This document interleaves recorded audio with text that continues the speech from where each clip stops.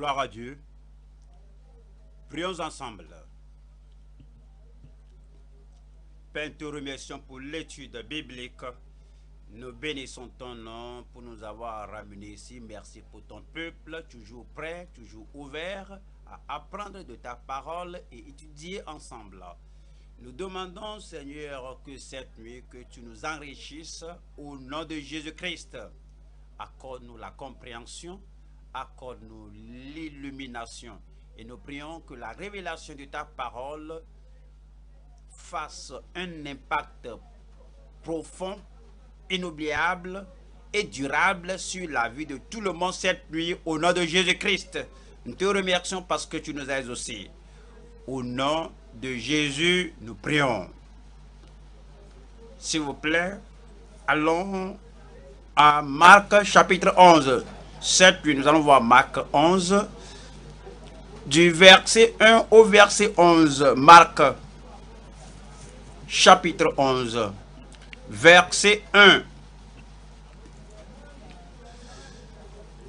Lorsqu'ils approchèrent de Jérusalem et qu'ils furent près de Bethphagée et de Béthanie, vers la montagne des Oliviers, Jésus envoya deux de ses disciples, en leur disant: allez au village qui est devant vous. Dès que vous y serez entrés, vous trouverez un ânon attaché, sur lequel aucun homme ne s'est encore assis. Détachez-le et amenez-le. Si quelqu'un vous dit: pourquoi faites-vous cela?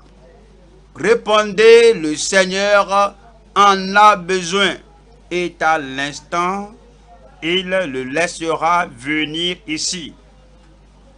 Les disciples étant allés, trouvèrent l'ânon attaché dehors près d'une porte au contour du chemin, et ils le détachèrent. Quelques-uns de ceux qui étaient là leur dirent: que faites-vous? Pourquoi détachez-vous cet ânon? Ils répondirent comme Jésus l'avait dit, et on les laissa aller. Ils amenèrent à Jésus l'ânon, sur lequel ils jetèrent leurs vêtements, et Jésus s'assit dessus.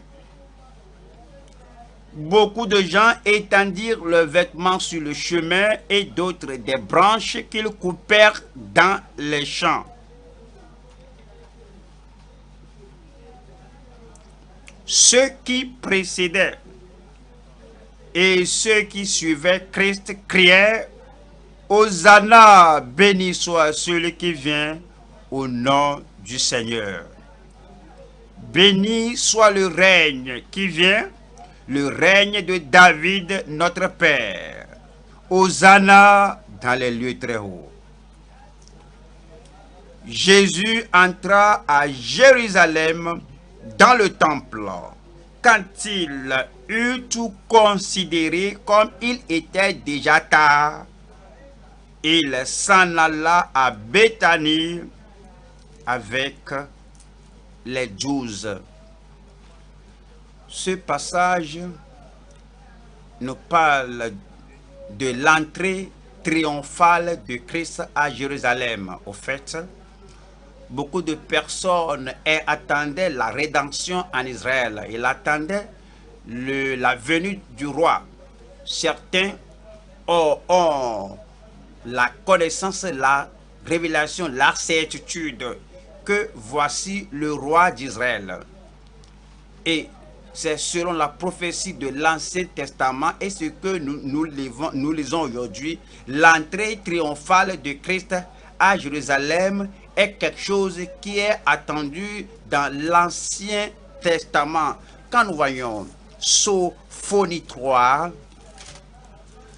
Sophonie chapitre 3, verset 15, cela leur parle de leur attente. Sophonie 3, verset 15.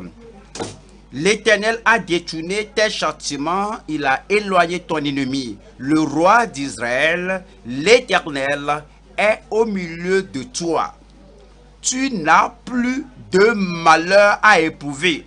Donc, il espérait que le roi viendra, que le Messie viendra, le Christ, et il espérait qu'un jour il viendra et il entrera à Jérusalem, et ils sauront que voici que leur délivrance de l'ennemi est venue. Zacharie nous dit même la façon actuelle exacte que cela va se produire. Zacharie au chapitre 9, verset 9.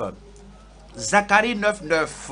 Sois transporté d'allégresse, fille de Sion, pousse des cris de joie, fille de Jérusalem. Voici ton roi vient à toi. Il est juste et victorieux, il est humble et monté sur un âne, le petit d'une ânesse. Alors on peut le voir que c'est l'image parfaite de ce qui était arrivé à l'époque là, lorsque Jésus a conduit l'ânon pour rentrer à Jérusalem. Certains même l'ont même reconnu qu'il était le roi d'Israël avant l'époque là. Le roi a venu pour les délivrer, pour les racheter, et le roi d'Israël qui va rentrer triomphalement dans la ville. Voyons ce que Jésus, le Seigneur, comment il est connu, comment on le reconnaît comme le roi d'Israël. Jean chapitre 1, verset 49. Nathanaël répondit et lui dit: Rabbi, maître, enseignant, docteur, tu es le Fils de Dieu. Tu es le roi d'Israël. Le Fils de Dieu et le roi d'Israël. Voyons Matthieu 21, le roi d'Israël qui conduit triomphalement un ânon en entrant à Jérusalem. Matthieu 21, verset 4. Or, ceci arriva afin que s'accomplisse ce qui avait été annoncé par le prophète. Dites à la fille de Sion: voici, ton roi vient à toi, plein de douceur, et monté sur un âne, le petit d'une ânesse.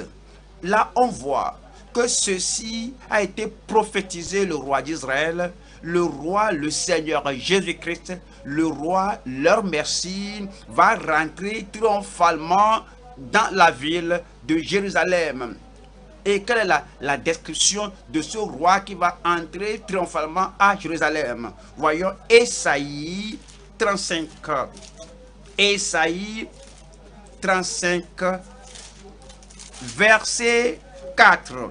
Dites à ceux qui ont le cœur troublé: prenez courage, ne craignez point, voici votre Dieu, la vengeance viendra, la rétribution de Dieu.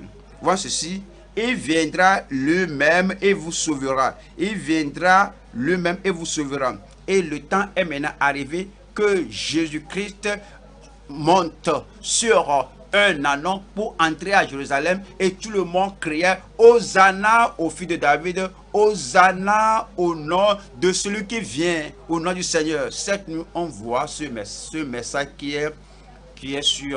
qui porte sur l'entrée triomphale de Christ à Jérusalem. Nous allons voir 3 points. Comme on voit le message. Premier point, l'avènement prédit du véritable roi. Plusieurs sont venus et n'ont pas pu les sauver, les délivrer de leurs péchés, les sauver de leur souffrance, de leur captivité, de leur servitude, de leur esclavage, de leur privation, de leur oppression. Mais le roi véritable est venu. Et voici était prédit même avant son avènement. Numéro 1, l'avènement prédit du véritable roi. 2, l'avant-première approuvée du roi confiant, du roi fiable. Il leur a dit à maintes reprises qu'on ira à Jérusalem et le Fils de l'homme sera livré entre les mains des païens et des juifs.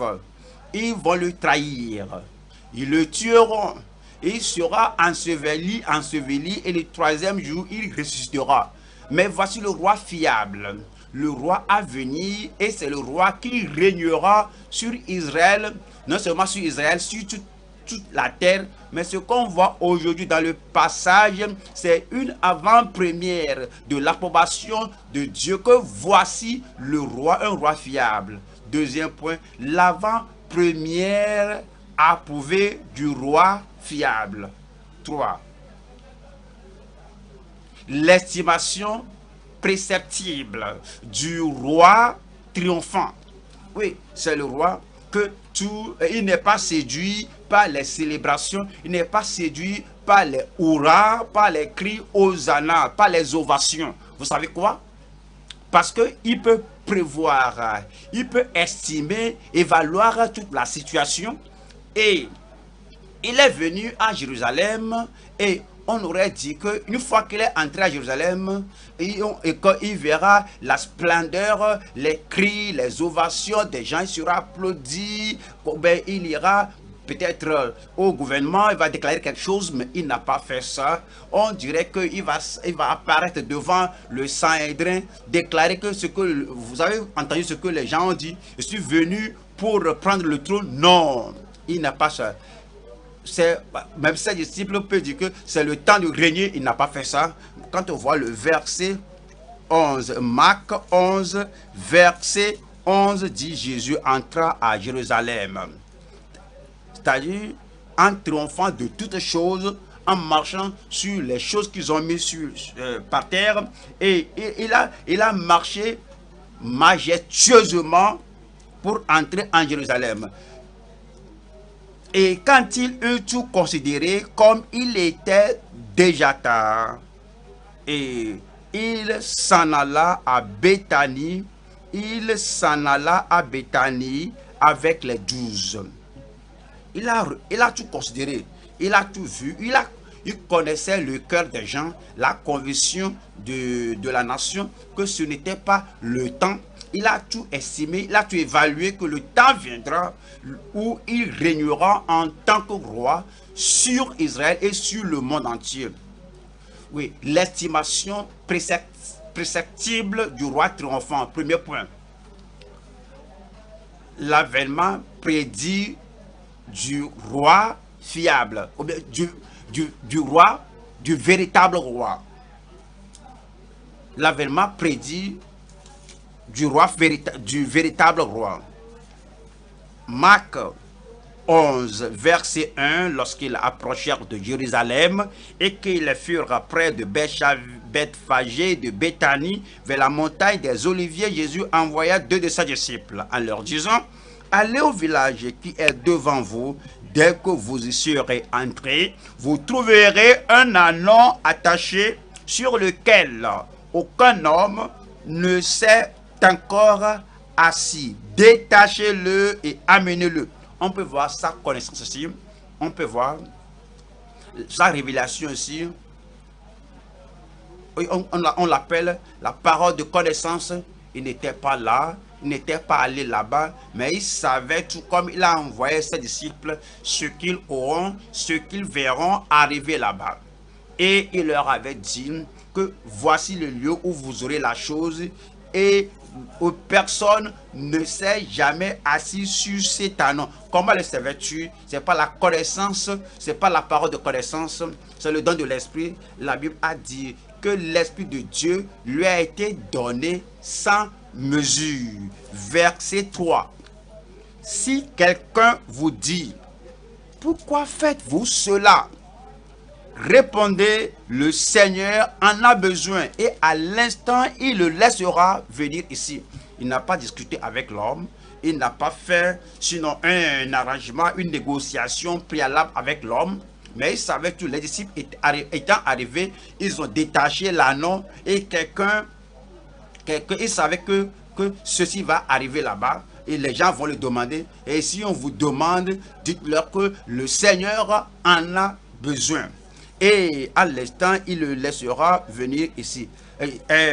Les disciples sont allés sans question. Mais comment aller dans la maison de quelqu'un, mais dans la cour de quelqu'un, et puis détacher son as, son anon, va nous poser la question. Cela ne serait-il pas embarrassant? Les disciples n'ont pas posé la question, Seigneur. Tout ce qu'il vous dit, faites-le.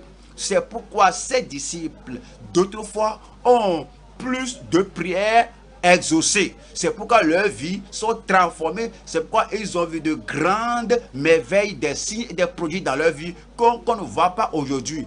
Dès que le Seigneur leur parle, c'est le Seigneur du ciel et de la terre. C'est le roi de l'univers, le roi de la terre, le roi du ciel et de la terre. Tout pouvoir dans les cieux, sur la terre, lui a été donné. Tout est soumis à lui. Alors, ils sont allés trouver l'ânon attaché à la porte au contour du chemin et ils le détachèrent. Et ils ne sont pas allés demander la permission que est-ce qu'on peut détacher ceci. Le Dieu Tout-Puissant, le Fils de Dieu, le roi à venir leur a dit ce qu'il faut faire et l'ont fait. Verset 5, quelques-uns de ceux qui étaient là leur dit, que faites-vous? Pourquoi détachez-vous cet anon? Il répondit comme Jésus l'avait dit. Il répondit comme Jésus l'avait dit.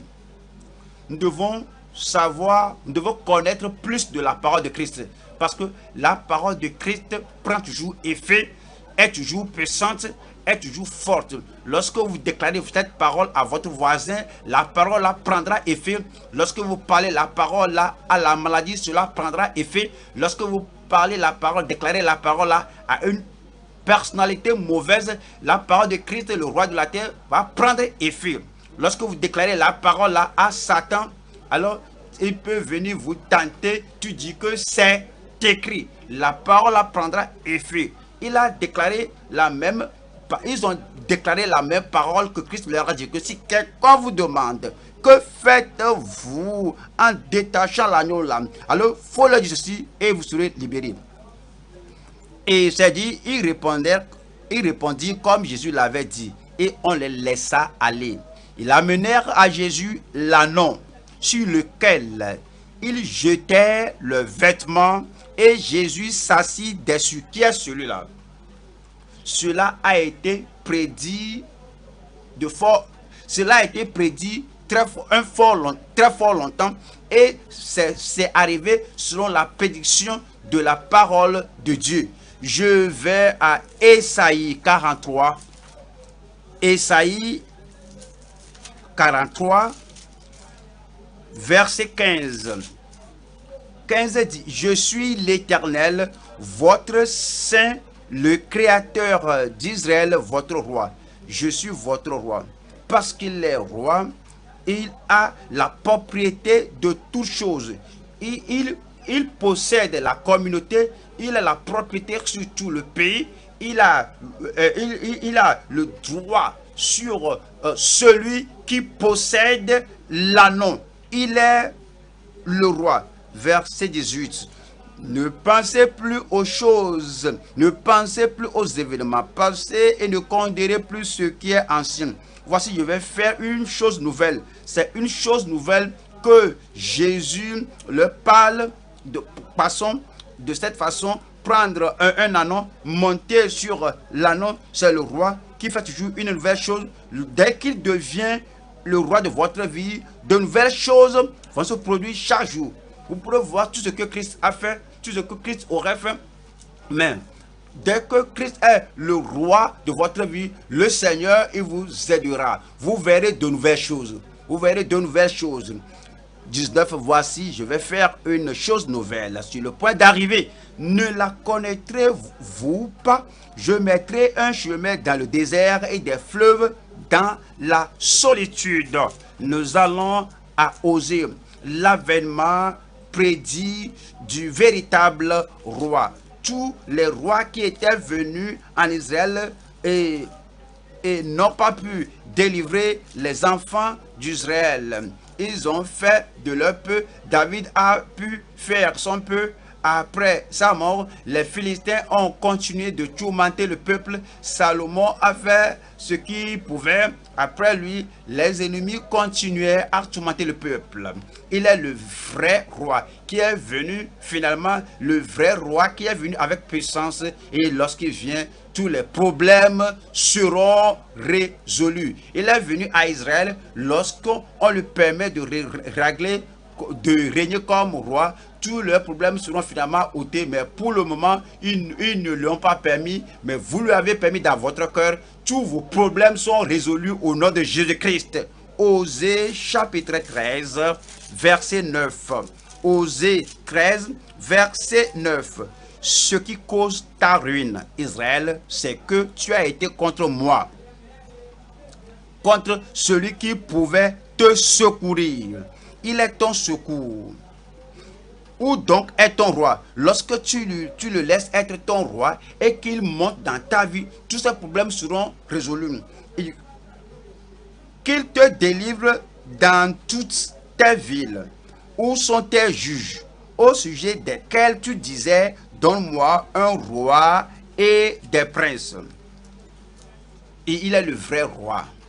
Nous allons à Zacharie 9, Zacharie chapitre 9, versets 9 et 10. On s'approche du Nouveau Testament, on s'approche de là que Christ lui-même viendra, on s'approche de là que Christ lui-même viendra et la révélation deviendra plus claire, la révélation devient plus nette et très ouverte, qu'on sait maintenant que voici le roi qui vient. Et lorsqu'il viendra, voici ce qui va se produire. Zacharie chapitre 9, verset 9. Sois transporté d'allégresse, fille de Sion. Faut pas seulement être transporté mais d'allégresse, mais être vraiment transporté, soit transporté d'allégresse, fils de Sion, pour des cris de joie, fille de Jérusalem. Voici ton roi vient à toi. Voici ton roi vient à toi. Comment serons-nous quand il viendra? Parce que tout le monde passe par la porte de la ville et entre dans la ville.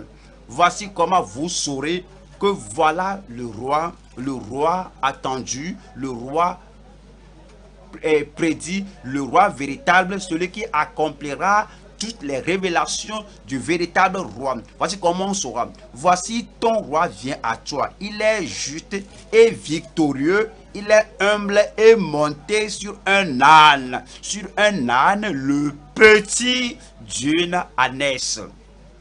Je détruirai les chars d'Éphraïm et les chevaux de Jérusalem. Et les arcs de guerre seront anéantis lorsqu'il viendra et que vous lui permettez de régner dans votre vie sans rival, de régner dans votre vie sans réserve. C'est dit que et les arcs de guerre seront anéantis. Il annoncera la paix aux nations. Il est le prince de paix et il dominera d'une mer à l'autre, depuis le fleuve jusqu'aux extrémités de la terre. C'est la prédiction qu'il viendra. Et lorsqu'il viendra, voici ce qui arrivera. La question est, est-ce que les Juifs ont compris cela? La question est que, est-ce que la nation a compris? La question est que, même ses disciples, en ce temps-ci, lorsque ces choses se produisaient là, est-ce qu'ils se sont rappelés que voici ce qui arrivera lorsque Christ arrivera finalement? Et Jean au chapitre 12 et verset 15. Jean chapitre 12. Jean chapitre 12. On commence par verset 13. Prirent des branches de palmier et allèrent au-devant de lui en criant, Hosanna, béni soit celui qui vient au nom du Seigneur, le roi d'Israël. Jésus trouva un ânon et s'assit dessus. Selon ce qui est écrit, c'est prédit, selon ce qui est écrit, c'est prophétisé. Maintenant, l'accomplissement est venu. Il s'assit sur l'ânon selon ce qui est écrit. Voilà le verset 15. Ne crains point, fille de Sion. Voici ton roi vient, assis sur le petit d'une ânesse. 16. La question est que, est-ce que Israël a compris que voici le roi? Est-ce que les Juifs ont compris que voici le roi? Est-ce que les dirigeants ont compris que voici le roi? Ses disciples même avaient-ils compris que voici le véritable roi à venir? Verset 16. Ses disciples ne comprirent pas d'abord ces choses. Si les disciples n'ont pas compris, comment les Juifs qui n'étaient pas sauvés vont-ils comprendre? Si les disciples n'ont pas compris, comment le Sanhédrin et les chefs comprendraient-ils? Si la nation n'a pas, les disciples n'ont pas compris, quel sera le cas de la nation? 16. Ces disciples ne comprirent pas d'abord ces choses, mais lorsque Jésus eut été glorifié, ils se souvinrent qu'elle était écrite de lui et qu'il les avait accomplis à son égard. Et lorsqu'il était ressuscité des morts et qu'il a été glorifié, ils se sont rappelés les choses qui étaient arrivées et l'entrée triomphale à Jérusalem et commençaient à comparer les écritures de l'Ancien Testament en Sophonie, en Zacharie, dans d'autres lieux. Maintenant, ils ont compris. Vous allez comprendre. Maintenant, vous comprenez maintenant. La compréhension amènera la bénédiction dans votre vie au nom de Jésus-Christ. Avant de quitter le premier point, revenons à Marc chapitre 11. Marc 11, je lis verset 3. Marc 11, verset 3. Si quelqu'un vous dit, pourquoi faites-vous cela? Répondez, le Seigneur en a besoin. Et à l'instant, il le laissera venir ici. Répondez, le Seigneur en a besoin. Et à l'instant, il le laissera venir ici. Dites-leur que le Seigneur, le roi d'Israël, en a besoin d'elle, a besoin de lui, en a besoin. À l'instant, sans argument, sans réserve, ils vont relâcher cela parce que cela appartient au Seigneur. Voyons cela de façon critique et comprenons à la fin du verset 2 qui dit sur lequel aucun homme ne s'est encore assis. Oui, cet anon n'était pas créé, n'était pas amené dans ce monde parce que l'anon là doit servir un homme. Quoi que cela soit dans la cour de l'homme là, ce n'était pas pour l'homme là, quoi que ce soit pour la famille là, ce n'est pas un bien de la famille. C'est-à-dire que sur lequel aucun homme ne s'est encore assis. Si quelqu'un vous défie, dites-lui que le Seigneur en a besoin. Est-ce que vous êtes jamais vous demandé pourquoi je suis créé, pour quel objectif je suis dans ce monde, pourquoi vous êtes sauvé, pourquoi vous êtes devenu enfant de Dieu, et est-ce que vous êtes pour le monde, est-ce que vous êtes pour la communauté, est-ce que vous êtes pour la profession, est-ce que vous êtes pour ceci ou pour cela? La réponse est que le Seigneur a besoin de vous. Dieu merci, il a besoin de vous. Il y a quelque chose de valable en vous qu'il a besoin de vous. Il y a quelque chose d'essentiel en vous qu'il a besoin de vous. Et lorsque l'appel vous parvient, amenez-le-moi, amenez-la moi.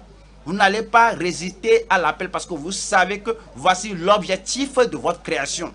C'est pourquoi vous vivez. Le Seigneur en a besoin. On va à Ésaïe 53. Ésaïe 43, 21. Ésaïe 43, verset 21. 21. Le peuple que je me suis formé, j'ai besoin d'eux. Il y a des gens qui se demandent pourquoi je suis sauvé, pourquoi je suis sur la terre, pourquoi je dois servir le Seigneur, pourquoi l'adorer. Il t'a créé exactement pour cet objectif. Le peuple que je me suis formé publiera mes louanges. Isaïe 43, 21. Psaume 4.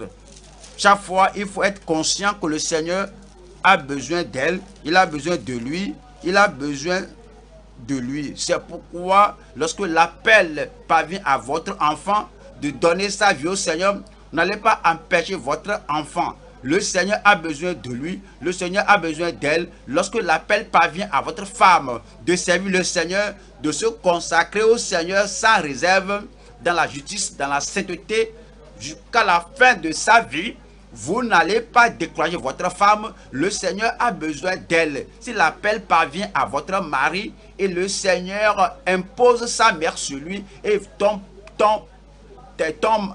mari t'a dit à la dévotion, au recueillement matinal que je sais, je suis sanctifié, je vais abandonner ce travail, ce boulot lucratif pour servir le Seigneur. Tu n'as pas dit que non, quand tu vas faire cela, qu'est-ce qu'on va manger, qu'est-ce qu'on va faire ceci et cela. Le Seigneur t'a promu. N'as-tu pas vu que c'est la réponse à nos prières? Le Seigneur a besoin de lui et nous allons laisser qui que soit la personne, l'ânon, la fille, le garçon là, le mari, l'épouse là, que le Seigneur a convaincu pour que le Seigneur l'utilise pour l'objectif de sa création au nom de Jésus-Christ.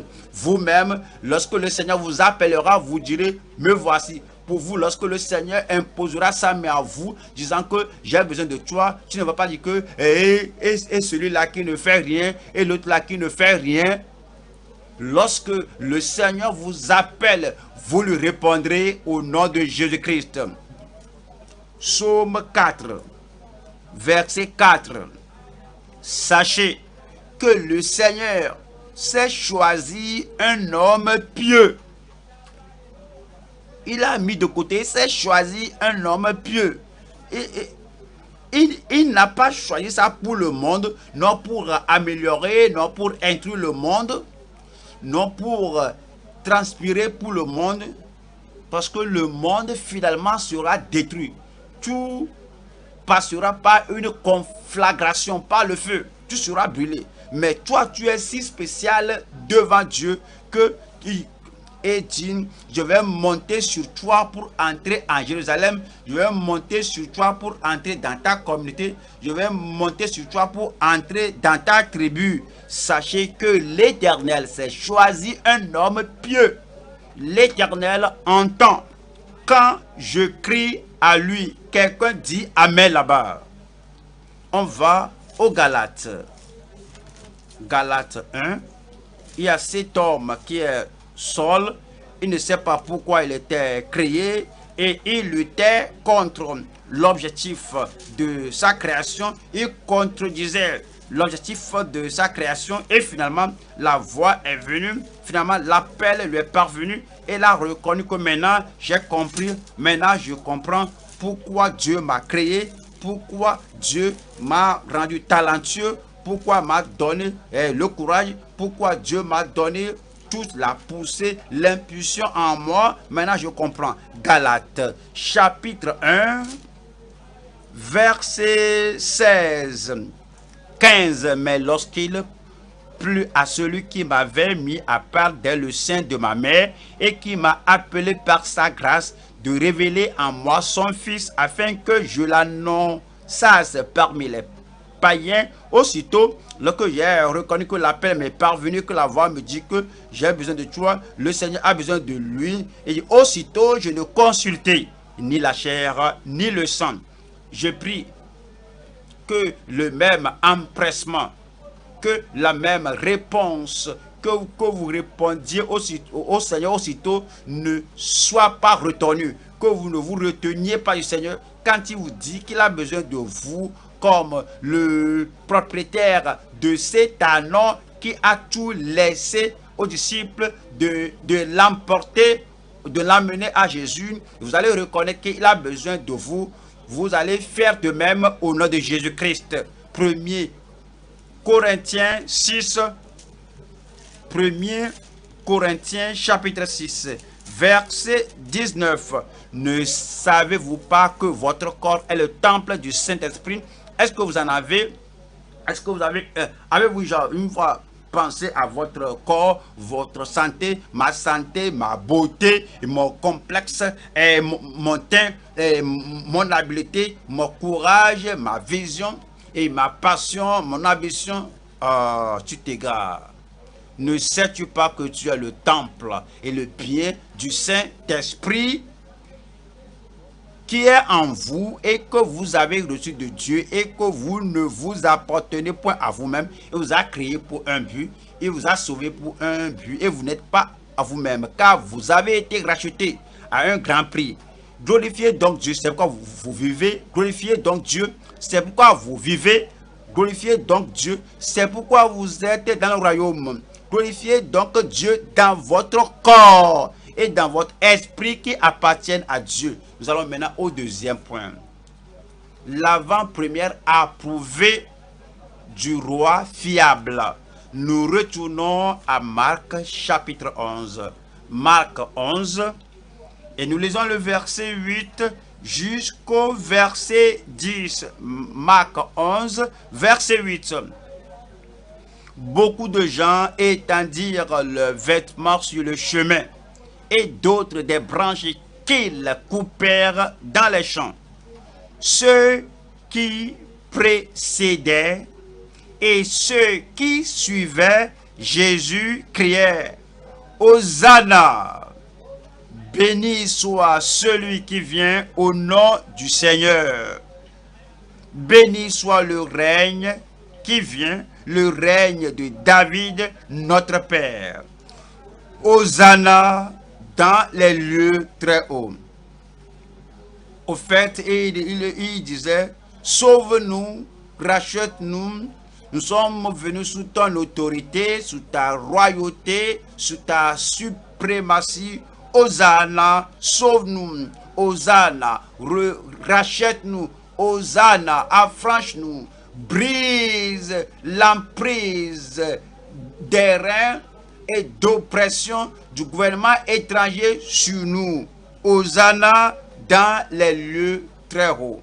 Voyons Luc chapitre 24. Vous allez comprendre de quoi parlait-il. Vous allez comprendre ce qu'il attendait. Luc 24, verset 21, lorsqu'il criait: Hosanna, sauve-nous notre roi, sauve-nous notre rédempteur, délivre-nous du pouvoir étranger, du gouvernement étranger. Luc 24, verset 21.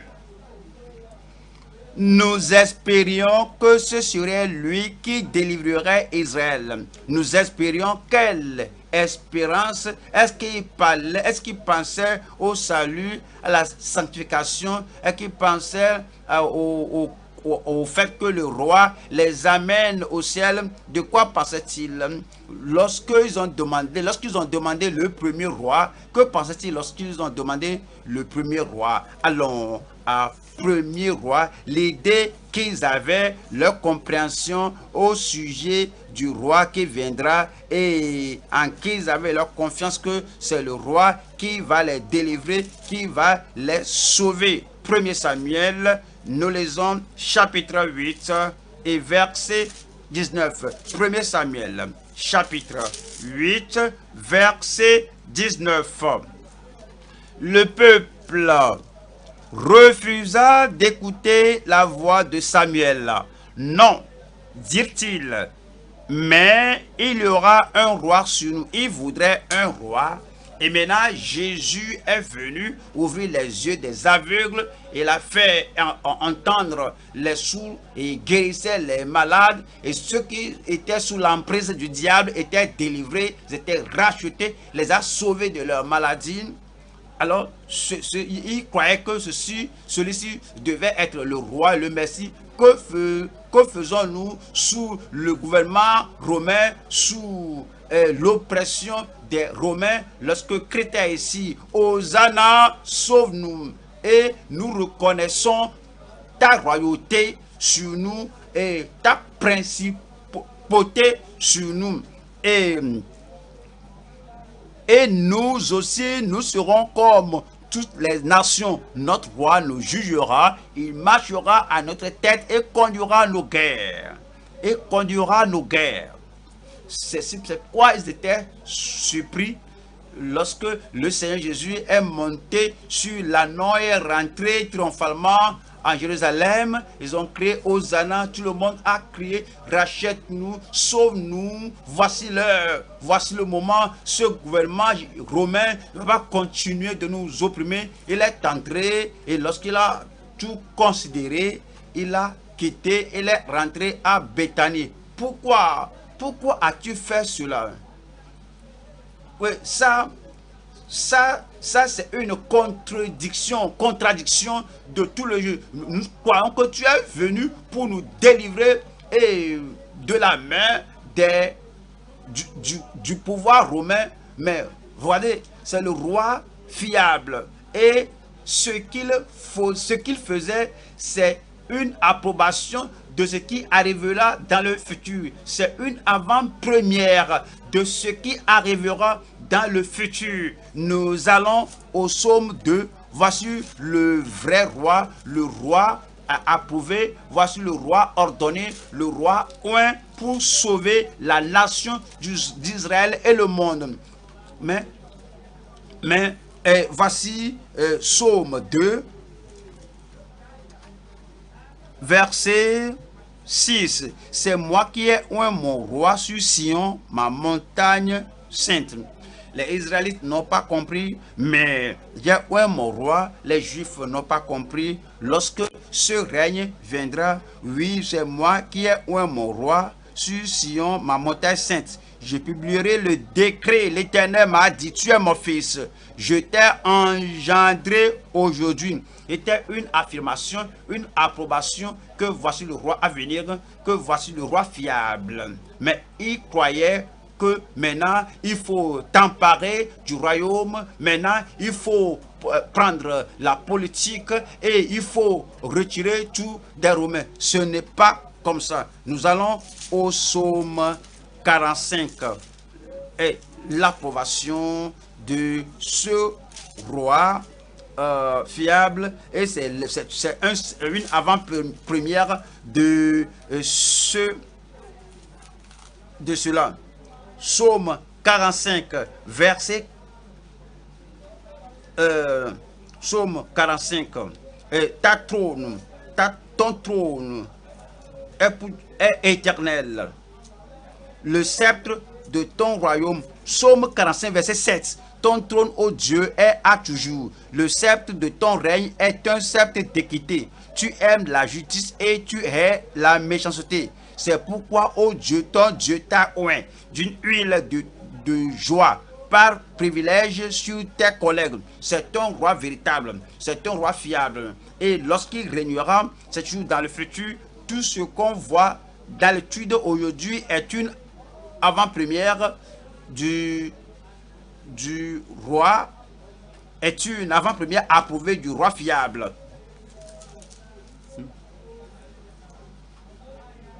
Psaume 89, verset 36. J'ai juré une fois, ma sainteté mentira-t-il à David? Sa postérité subsistera toujours. Son trône sera devant moi. Et celui qui a été approuvé par le Père et dont nous voyons l'avant-première de son règne qui continuera, et son trône sera devant moi comme le soleil, comme la lune, il aura une éternelle durée. Le témoin qui est dans le ciel est fidèle. Le témoin qui est dans le ciel. Psaume 110. Psaume 110. Nous lisons le verset 1. Psaume 110. Verset 1. Parole de l'Éternel à mon Seigneur. On voit l'Éternel, ça c'est le Père, et à mon Seigneur, c'est le Seigneur Jésus-Christ. On voit que la façon dont c'est dit, il y a Éternel et Il y a aussi Seigneur. Le Fils est proche du Père. Parole de l'Éternel, le Père dans le ciel a dit à mon Seigneur, le Seigneur Jésus-Christ, assis-toi à ma droite, jusqu'à ce que je fasse de tes ennemis ton marchepied. L'Éternel étendra de Sion le sceptre de ta puissance. Domine au milieu de tes ennemis. Mais rappelez-vous, ce sera tout ceci, c'est au futur, lorsqu'il viendra régner dans l'avenir, dans le futur. C'est pourquoi on sera en mesure de dire Hosanna, béni soit celui qui vient au nom du Seigneur. Hosanna, béni soit celui qui vient au nom du Seigneur. Voyons, Psaume 118, voilà le verset 25. Vous allez voir exactement ce qu'il citait. Il citait cela de la prophétie dans les psaumes. Psaume 118, verset 25. Ô Éternel, accorde le salut, c'est Hosanna. Délivre-nous maintenant. Ô Éternel, accorde le salut. Ô Éternel, donne la prospérité. Ô Éternel, donne la prospérité. Voilà le verset 26. Est-ce que vous y êtes? Je dis, vous y êtes.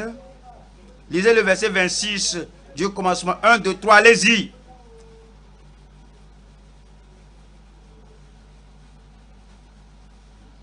Vous voyez cela? C'est exactement ce qu'il disait. C'est une avant-première de ce qui va se passer. Cela ne doit pas se passer à ce temps-là, finalement, pleinement, éternellement. Et du verset 26. Béni soit celui qui vient au nom de l'Éternel. Nous vous bénissons de la maison de l'Éternel. Et finalement, ils ont dit cela comme une avant-première. Vous comprenez que dans le commencement de la révélation, que Christ devait venir et il devait régner, être le roi. Ésaïe chapitre 9 et verset 5. Ésaïe 9, verset 5. Car un enfant nous est né, un fils nous est donné, et la domination reposera sur son épaule. Et la domination, le règne, la royauté, la suprématie reposera sur son épaule. Voici le véritable roi, voici le roi fiable. On l'appellera admirable, conseiller, Dieu puissant, Père éternel, prince de la paix. Donné à l'empire de l'accroissement, il aura un empire, il sera le chef de cet empire, le roi d'Israël, le roi de l'univers, et donner à l'empire de l'accroissement et une paix sans fin au royaume de David et à son royaume. C'est pourquoi ils ont dit que béni soit le fils de David et à son royaume, l'affermir et le soutenir par le droit et par la justice, dès maintenant et à toujours. Voilà ce que fera le zèle de l'Éternel des armées. Quelqu'un crie Amen. Ce n'était pas une idéologie d'Israël qui fera ceci. Ce n'est pas la compréhension des affaires d'Israël qui fera ceci. Ce n'est pas l'hiérarchie religieuse d'Israël qui fera cela. Mais c'est dit que c'est le zèle de l'Éternel des armées qui fera cela. On va à Daniel, Christ est le roi, il va régner, il va diriger pour toujours. Daniel chapitre 7, Daniel chapitre 7, et nous lisons le verset 13. Daniel 7, nous lisons le verset 13. 13 dit, je regardais pendant mes visions nocturnes, et voici, sur les nuées des cieux arriva quelqu'un de semblable à un fils de l'homme. C'est Jésus, le fils de l'homme. Sur les nuées des cieux arriva quelqu'un de semblable à un fils de l'homme. Le temps viendra, au Christ viendra, lorsqu'il reviendra, il viendra par le temps qu'il était venu par la crèche, par une mangeoire, par Marie, par le temps qu'il était venu, par une bergerie, mais nous parlons que le temps viendra où le Dieu Tout-Puissant lui-même amènera le Fils de l'homme. Et c'est dit ici que arriva quelqu'un de semblable à un fils de l'homme, il s'avança vers l'ancien des jours et on le fit approcher de lui. On lui donna la domination, la gloire et le règne. Et tous les peuples, les nations et les hommes de toute langue le servirent. Sa domination est une domination éternelle. Que quelqu'un crie Amen, qui ne passera point. Et son règne ne sera jamais détruit. Il vient. Je dis, il vient. Mais vous voyez, à l'époque là, comme je vous l'ai lu, que je vous le rappelle, on l'a lu auparavant, lisons-le encore en Jean chapitre 12. Jean 12. En ce temps-là, ses disciples n'avaient pas compris. C'est pourquoi ils posaient la question, vas-tu à ce temps-ci restaurer le royaume à Israël? Tu es mort, tu étais enseveli, tu es ressuscité, et maintenant tu es apparu à nous tous avec des preuves. Maintenant, ils n'avaient pas compris que les païens, les nations doivent écouter l'évangile, que Jésus doit. Ils n'avaient pas compris que Jésus même leur a dit qu'il y a d'autres brebis que j'ai qui ne sont pas dans cette bergerie, que je dois les amener. Et ils n'ont pas compris que est-ce qu'à ce moment que tu vas restaurer le royaume à Israël, Jésus a dit que ce n'est pas vous de connaître les temps ou les saisons que Dieu a ordonné. Il dit, mais vous allez rester à Jérusalem, vous recevrez une puissance, le Saint-Esprit survenant sur vous, vous serez mes témoins à Jérusalem, en Judée, à Samarie, jusqu'aux extrémités de la terre. Ils n'ont pas compris que ce n'est pas le temps de l'accomplissement final que Jésus devienne le roi des rois et le Saint des seigneurs. Allons à Jean 12, verset 13. Jean 12, 13. Ils prirent des branches de palmier et allèrent au-devant de lui en criant, Hosanna, béni soit celui qui vient, au nom du Seigneur, le roi d'Israël. Jésus trouva un ânon et s'assit dessus. Selon ce qui est écrit, ne crains point, fille de Sion, voici ton roi vient, assis sur le petit d'une ânesse. Ses disciples ne comprirent pas d'abord ces choses lorsque c'est arrivé, mais lorsque Jésus eut été glorifié, ils se souvinrent qu'elles étaient écrites de lui et qu'il les avait accomplies à son égard. Alors, allons maintenant au troisième point. Nous allons à Marc 11. Marc chapitre 11. Nous lisons le verset 11. Jésus entra à Jérusalem dans le temple. Quand il eut tout considéré comme il était déjà tard, il s'en alla à Béthanie avec les 12. Mais pourquoi cet acte contraire? Pourquoi n'est-il pas directement allé s'emparer de la politique et des sièges du gouvernement et de l'adoration du temple pour se déclarer que voici le roi dominateur, voici le roi qui règne, et que tous les autres qui ont usurpé son autorité, qu'ils les mettent au rencard, et que maintenant je suis le roi, je vais tout mettre en ordre, parce que le troisième point dit, ça parle de l'évaluation ou l'estimation perceptible du roi triomphant. Christ a tout évalué, il a tout vu, il a vu toutes les ovations, Hosanna au roi, Hosanna dans les lieux très hauts, et il a dit Hosanna, béni soit le règne qui vient, le règne de David notre Père, Hosanna dans les lieux très hauts. Il a entendu tout cela et il a tout considéré, il les a quittés, il est sorti de Jérusalem, il est entré à Béthanie. Vous savez pourquoi? Il a perçu, il a compris, ce n'est pas la première fois. Et il avait fait de pareilles choses au départ. Voyons Jean 6, Jean chapitre 6, verset 15. Verset 15 dit, Jean 6, 15. Et Jésus, sachant qu'il allait venir l'enlever pour le faire roi, se retira de nouveau sur la montagne le seul. Pourquoi? Il savait que ce n'était pas l'heure. Il savait qu'il n'avait pas un bon cœur. Il savait qu'il n'avait pas la bonne attitude. Il savait qu'il venait pour une raison bancale. Donc lorsqu'il viendrait pour faire de lui un roi de force, et il les a quittés. Et finalement, il les avait trouvés où? Voyons le verset 25.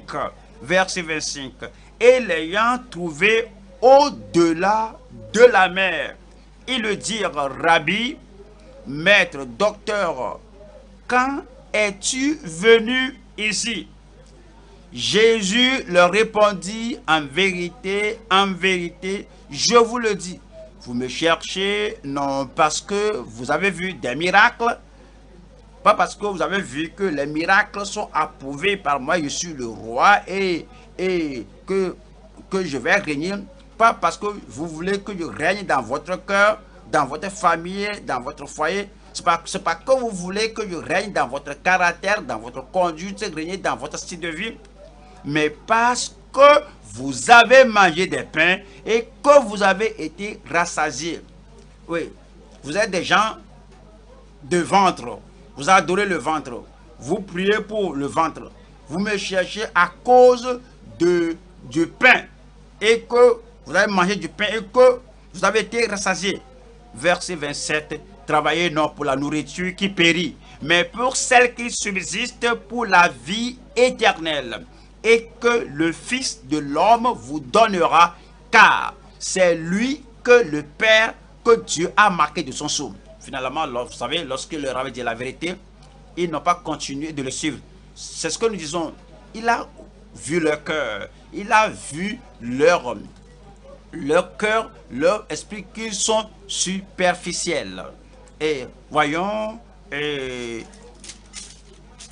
verset 60. Plusieurs de ses disciples, ceux qui couraient après lui, pourquoi es-tu venu ici? Ceux qui disaient que il doit être le roi, on doit le forcer, on doit le nommer roi maintenant. Plusieurs de ses disciples, après l'avoir entendu, dit cette parole est due, qui peut l'écouter? 66. Dès ce moment, les prétendus disciples, plusieurs de ses disciples se retirèrent et ils n'allaient plus avec lui. Et ils ont vu que, ils croient que, eux là, ils voudraient seulement que chaque fois qu'ils leur donnent, à leur donne de la nourriture à manger, et ils voient que lui ne s'intéresse pas à les délivrer de la main des Romains et pour résoudre le problème du jour. Alors le Seigneur attendait lui-même le temps que le Père a approuvé. Comme il a vu qu'il ne s'intéresse pas à ce qu'il fait, alors, et comme ils ont vu qu'il ne s'intéresse pas à ce qu'il désirait, ils se sont retirés de lui. Jean chapitre 2, 24.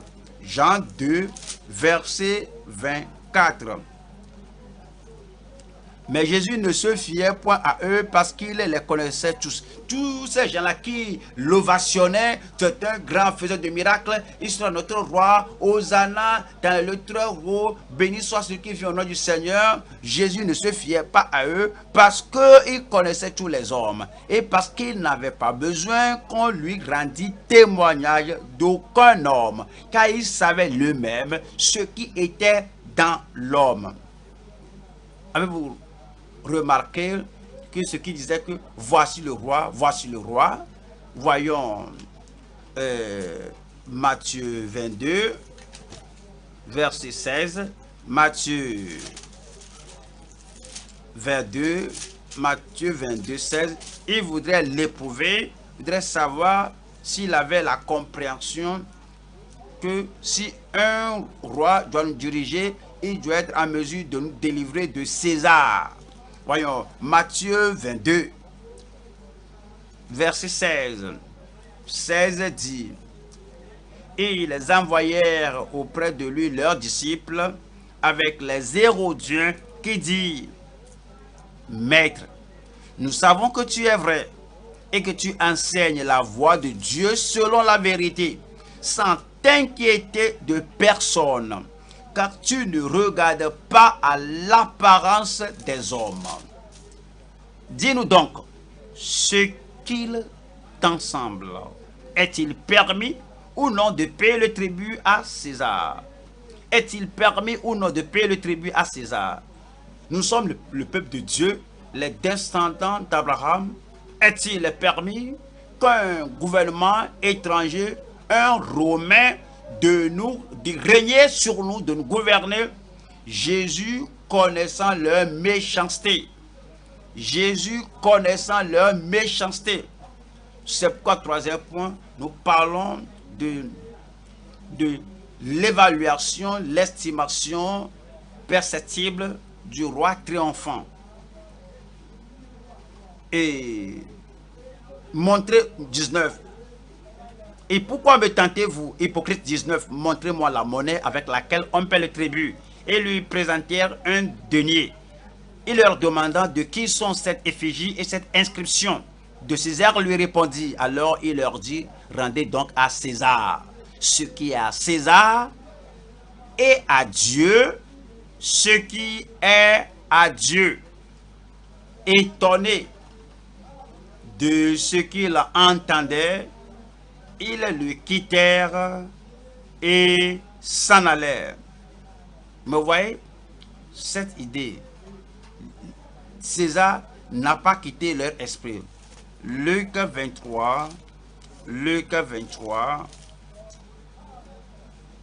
oui, ils ont vu que Jésus a la connaissance, la sagesse, il leur a répondu, et il ne rivalisait pas avec César pour s'emparer du royaume terrestre et les diriger. Et verset Luc 23, 2. Ils se mirent à l'accuser, disant: nous avons trouvé cet homme excitant notre nation à la révolte, empêché de payer le tribut à César. Voyez ces gens, c'est ce qui était en eux. Voyez, s'il a dit que oui, ne donnez pas le tribut à César, je suis votre roi, ils vont prendre cela. Il a dit: donnez à César ce qui est à César et à Dieu ce qui est à Dieu. Maintenant, il dit que, empêchant de payer le tribut à César et se disant lui-même Christ roi, Pilate l'interrogea en ces termes: es-tu le roi des Juifs? Jésus lui répondit: tu le dis. Pilate dit aux principaux sacrificateurs et à la foule: je ne trouve rien de coupable en cet homme. 14, verset 14. Vous m'avez amené cet homme comme excitant le peuple à la révolte. Et voici, je l'ai interrogé devant vous, et je ne l'ai trouvé coupable d'aucune des choses dont vous l'accusez. Hérode non plus, car il nous l'a renvoyé, et voici, cet homme n'a rien fait qui soit dit de mort. Voyons Jean 19. Ouais, le esprit, la méchanceté. Jean 19, verset 12. Jean 19, verset 12. Verset 12 nous dit: dès ce moment, Pilate cherchait à le relâcher. Mais les Juifs criaient: si tu le relâches, tu n'es pas ami de César. Quiconque se fait roi se déclare contre César. » Pilate, ayant entendu ces paroles, amena Jésus dehors et il s'assit sur le tribunal, au lieu appelé le pavé, et en hébreu Gabata. Verset 14. C'était la préparation de la Pâque et environ la 6e heure. Pilate dit aux Juifs, « Voici votre roi. » Mais ils s'écriaient, « Ôte, ôte, crucifie-le. » Je vous rappelle que c'était une semaine après Hosanna. Lorsqu'il avait ovationné Hosanna, c'était le commencement de la semaine. Il criait, crucifiez-le. C'est la même semaine. Les gens étaient superficiels. Ils ne savaient pas ce qu'il disait. Ils ne comprenaient pas lorsqu'il disait Hosanna, Hosanna. Avant la fin de la semaine, verset 15, il disait crucifie-le. Pilate leur dit, crucifierai-je votre roi? Les principaux sacrificateurs répondirent, nous n'avons de roi que César. On apprend quelque chose ici. Le Seigneur ne dépendra pas de ce que les gens disent pour faire de lui. Regardez, pour faire de Jésus un roi. Regardez la sagesse de Dieu pour nous défendre. Et Esaïe, voici la sagesse de Dieu. Et comme Jésus a connu la superficialité des gens, Dieu vous accordera, m'accordera cette perception au nom de Jésus-Christ. Aussi longtemps que tu donnes le pain, la nourriture, de l'eau, les choses matérielles, les vêtements à ces gens, ils vont crier Hosanna, béni soit le nom du Seigneur. Ils vont crier, tu es notre chef, tu es notre dirigeant, tu es notre roi. Ils vont crier, tu es notre mère en Israël, notre père dans le Seigneur. Je ne parle pas de vous, je parle des gens qui ne sont pas nés de nouveau. Dieu merci, vous êtes nés de nouveau. Dieu merci, nous sommes nés de nouveau.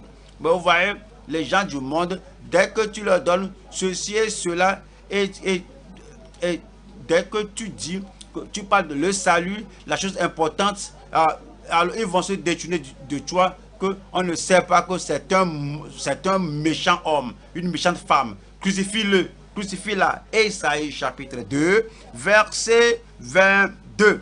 Cessez de vous confier en l'homme. Ils vont vous flatter. Cessez de vous confier à l'homme. Ils vont sourire à vous. Cessez de vous confier en l'homme. Ils vont crier Hosanna. Cessez de vous confier à l'homme. Ils vont crier béni soit celui qui vient au nom du Seigneur. Le Seigneur t'a envoyé. On sait que tu deviendras notre roi.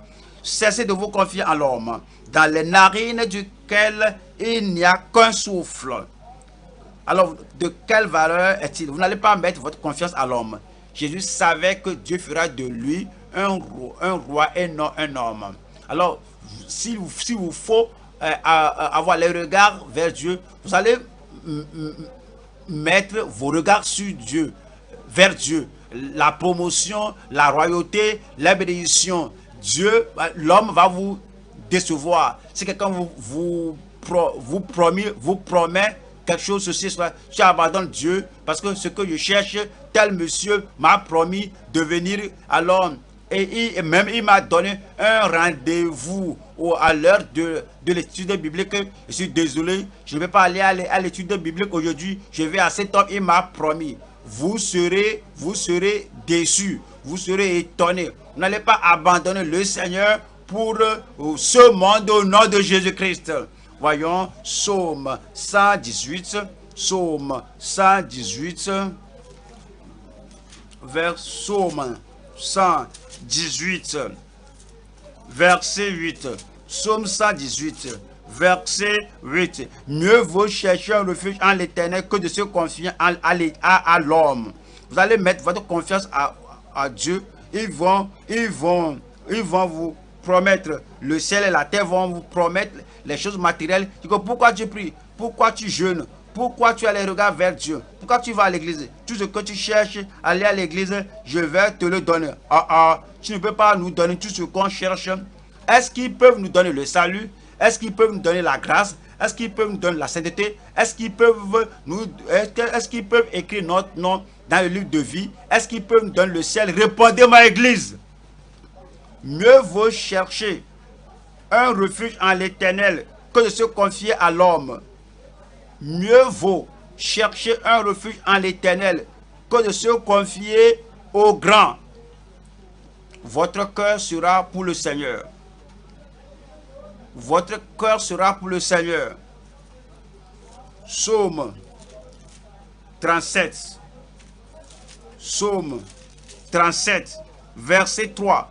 Confie-toi en l'Éternel, tu veux le salut. Confie-toi en l'Éternel, tu veux la sainteté.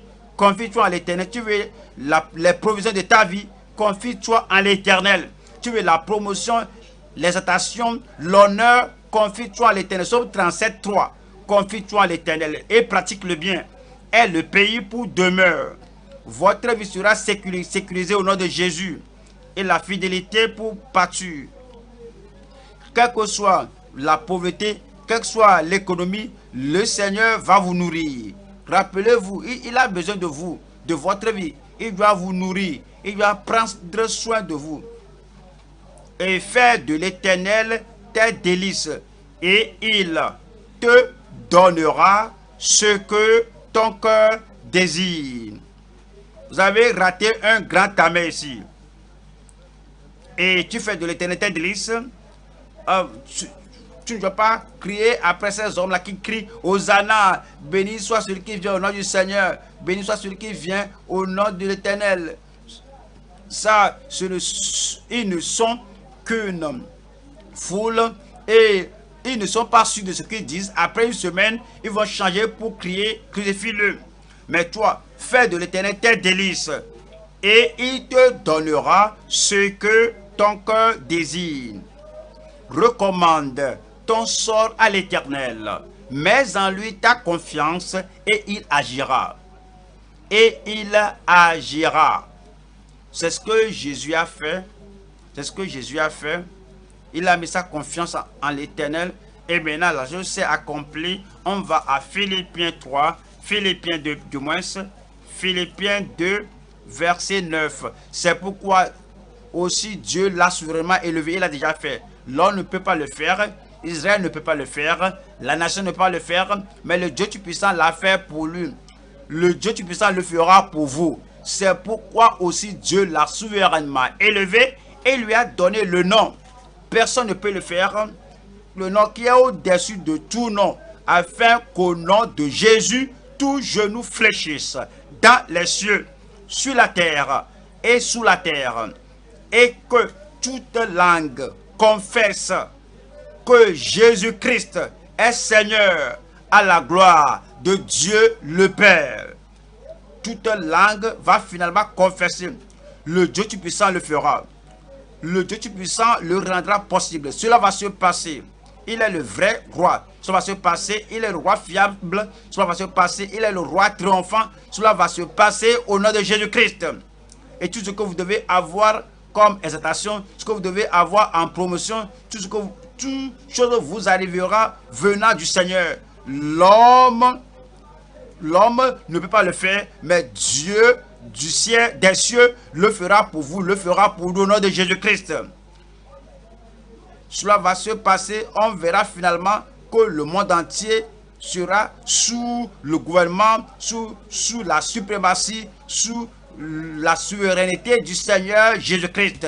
Apocalypse 19, Apocalypse 19, verset 11. Puis je vis le ciel ouvert, et voici parut un cheval blanc. Celui qui le montait s'appelle fidèle et véritable, et il est juge et combat avec justice. Ses yeux étaient comme une flamme de feu. Sur sa tête étaient plusieurs diadèmes. Il avait un nom écrit que personne ne connaît si ce n'est lui-même. Et il était revêtu d'un vêtement teint de sang. Son nom est la parole de Dieu. Les armées qui sont dans le ciel le suivaient sur des chevaux blancs revêtus d'un fin lin blanc pur. De sa bouche sortait une épée aiguë pour frapper les nations. Il les pètera avec une verge de fer et il foulera la cuve du vin de l'ardente colère du Dieu Tout-Puissant. Il avait sur son vêtement et sur sa cuisse un nom écrit. Quelqu'un crie le nom là, Roi des rois et Seigneur des seigneurs. Encore, Roi des rois et Seigneur des seigneurs. En dernier lieu, dites-le, Roi des rois et Seigneur des seigneurs. Roi des rois et Seigneur des seigneurs. Jésus va régner. C'est le Père qui fera cela et non la foule qui est indépendable. Jésus a vu cela, il est dans le temple et il a tout considéré et puis il est parti.